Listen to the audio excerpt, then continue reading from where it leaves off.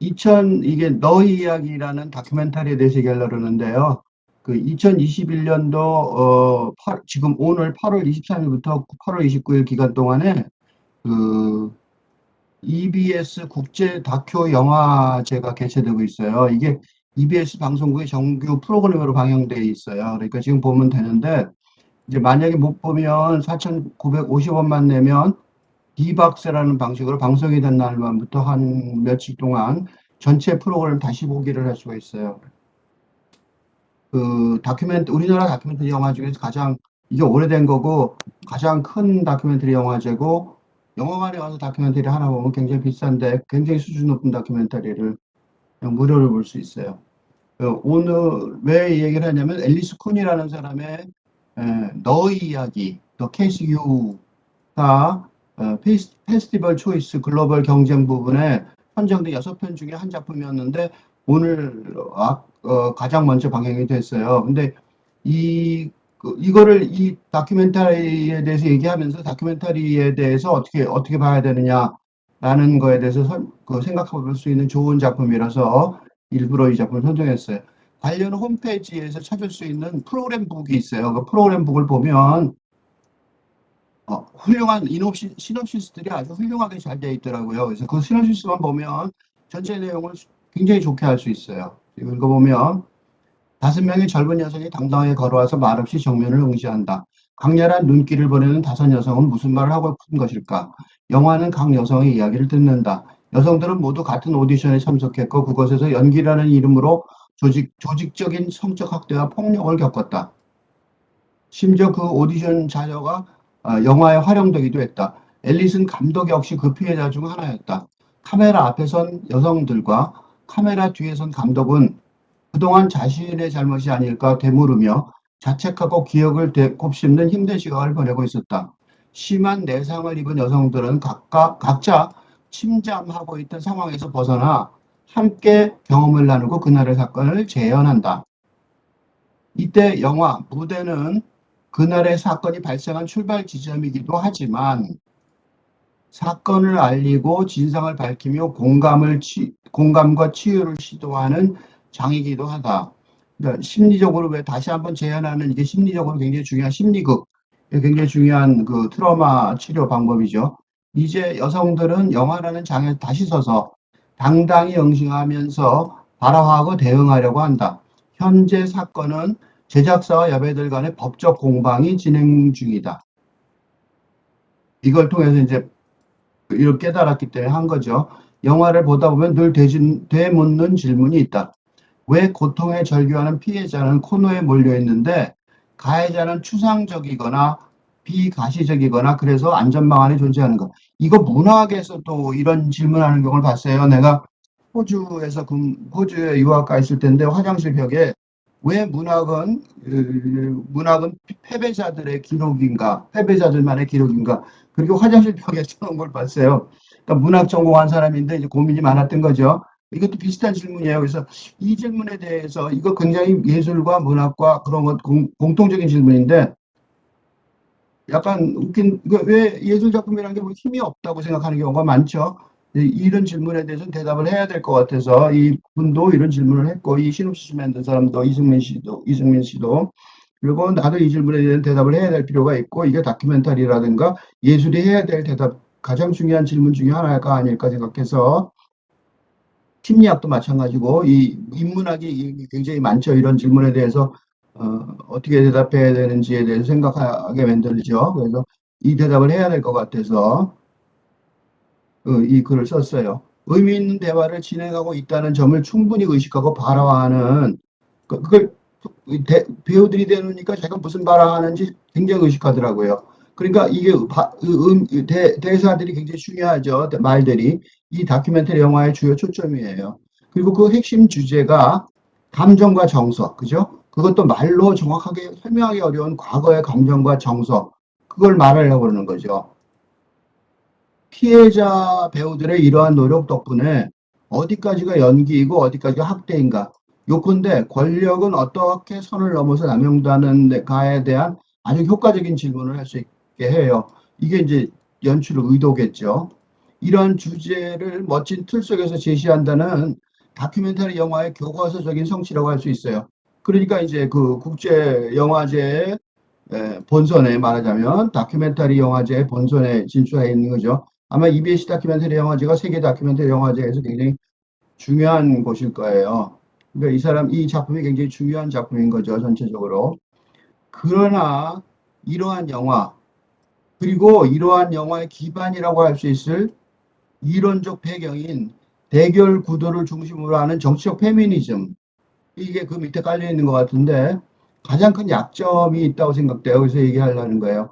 감싸고 넘어가려는 폴이 아닌 직선적인 진보의 역사관에 그 체제가 기반한다는 점이에요. 이게 이런 영화라든가 이런 운동에 이게 그냥 단순한 얘기가 아니고 이 영화의 소재는 여성이겠지만 여성을 비롯하여 동물, 소수민족, 환경으로서의 자연, 동성애자 등 타자들, 그러니까 이제 정서, 그러니까 마이너 필링이라고 누가 얘기했는데 마이너 필링 설명이 좀 길지만 하여튼 소수자, 소수 집단의 그런 정서를 대신 발화해 주려는 해외자들의 활동이 현재 다큐멘터리 영화의 산업에 다큐멘터리 보러 가면 대부분 다 이런 게 많아요. 환경, 뭐 동물, 뭐 동성애자, 뭐 여성 이런 식으로 줄이라고 말할 수 있어요. 그러니까 이 영화의 약점은 이 영화 자체의 약점이라기보다는 다큐멘터리 영화 자체의 약점이라고 볼 수 있죠. 그리고 그러니까 이러한 약점을 극복하는 지점에서 이걸 극복한다면, 이거 내가 제기하는 문제를 극복한다면 미래의 발전 방향, 그죠? 미래의 발전 방향을 선취할 수 있는, 미리 획득할 수 있는, 앞서갈 수 있는 유의미한 성취를 기대할 수 있기 때문이에요. 이 영화를 공격하려는 게 아니고 여성을 비롯한 타자들의 자신의 존재 자체를 위협받는 느낌 없이, 그지? 여성도 그렇지만 다른 것들도 마찬가지죠. 자신의 존재 자체를 위협받는 거 없이 공개적으로 그동안 잊힌 권리를 주장할 수 있게 된 상황. 지금은 공개적으로 주장을 하죠. 물론 이걸 못하는 나라가 있죠. 요새 아프가니스탄의 여성들은 했다가는 위협받죠. 죽임을 당하고 그러잖아요. 그러니까 존재 자체를 위협받는 경우가 많지만 이게 그렇지만 그런 거가 아프가니스탄에서도 여성들이 막 데모를 한다 그러더라고요. 총을 쏘는데도 불구하고. 그러니까 그걸 주장할 수 있게 된 상황 자체는 맞죠. 위협을 받는 건 많지만 여기서는 아니죠.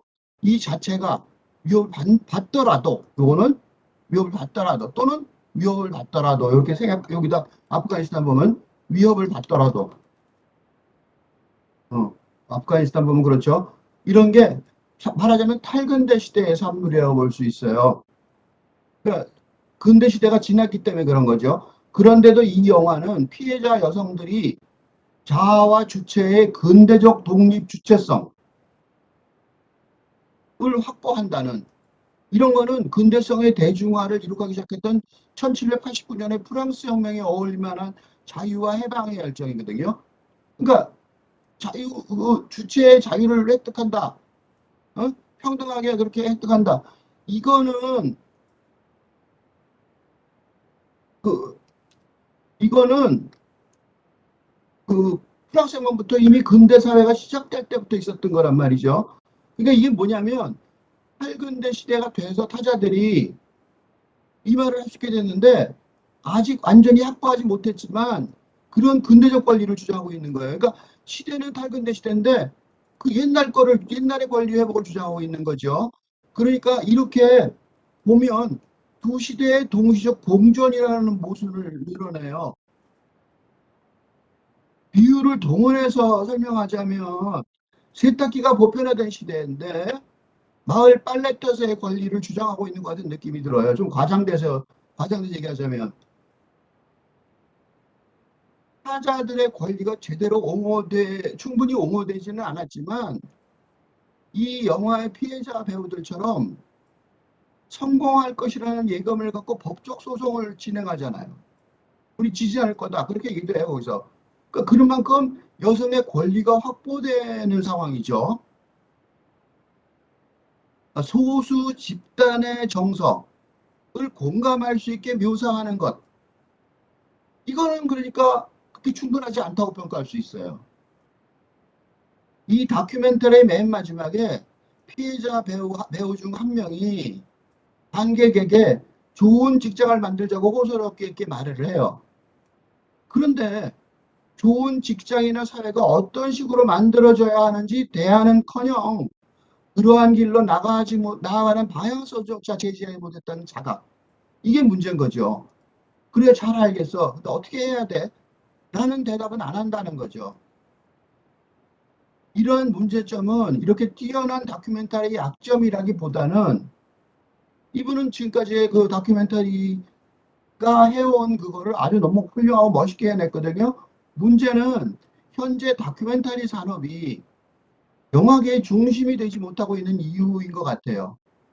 그리고 다큐멘터리라는 것들이 비판하는 거니까 사회적 영향력을 미쳐야 되는데 그것도 큰 힘을 발휘하지 못하는 것 같아요.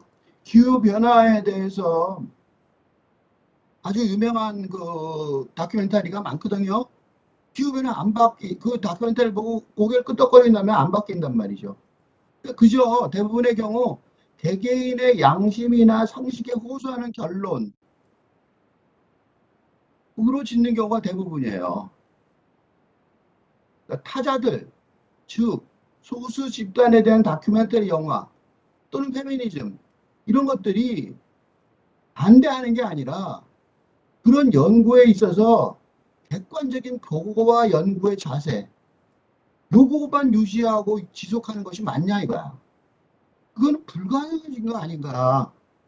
영화 감독들이나 과학자들이 충분히 영감하지 못해서 깨닫지 못하기 때문에 벌어지는 결과라고 생각돼요. 그래서 그걸 촉구하는 면에서 이렇게 이런 글을 썼어요.